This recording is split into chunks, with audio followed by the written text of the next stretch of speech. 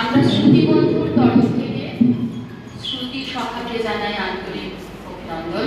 বিশেষ করে জয়িতাদির আন্তরিক টানেই আমরা বারবার এসে পৌঁছাই এখানে।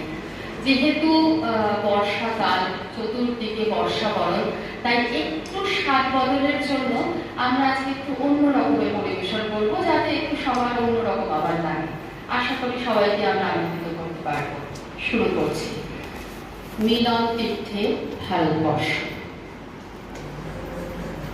ভারতবর্ষ মানে কোনো আর্ট পেপারে আঁকা জল রঙের মানচিত্র নয়। ভারতবর্ষ মানে হর্ষবর্ধন কিংবা বাবরের বিজয় বার্তা নয়।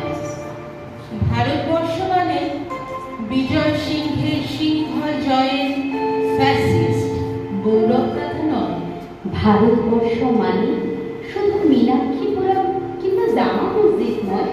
ভারতবর্ষ মানে এক ভালোবাসা, তোমার আমার শব্দের, সঙ্গীতের, জীবনের, আকাশের, মাটির।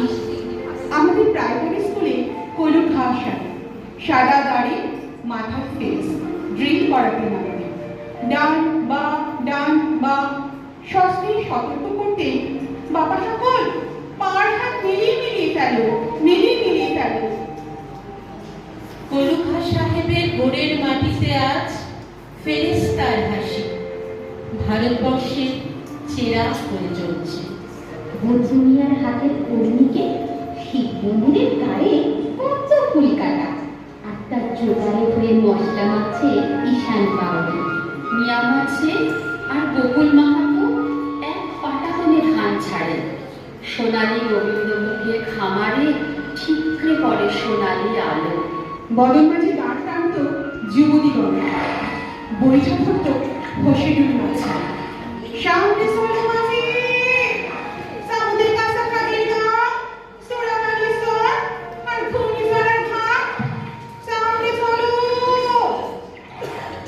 আমাদের ভারতবর্ষে প্রজাপতি ছাদের অকৃপণ আলো পড়ে ঈদগার উপর, আর রমজান চাঁদ তুলসী মঞ্চের গায়ে পূর্ণ আলো দেয়। আমার ভারতবর্ষ মানে রবি ঠাকুরের মধ্যে নজরুল, রবি শঙ্কর আর আলী আকবরের যুগলবন্দি, গণেশ পাল আর মকবুল ফিদার রঙিন ছবি। আমার ভারতবর্ষ মানে লালন ফকিরের গান। আমার ভারতবর্ষে আমি শুনেছি মোহাম্মদ রফির সঙ্গে লতার ডুয়েট, দেখেছি পাল্লা দিয়ে আজারের সঙ্গে সচিন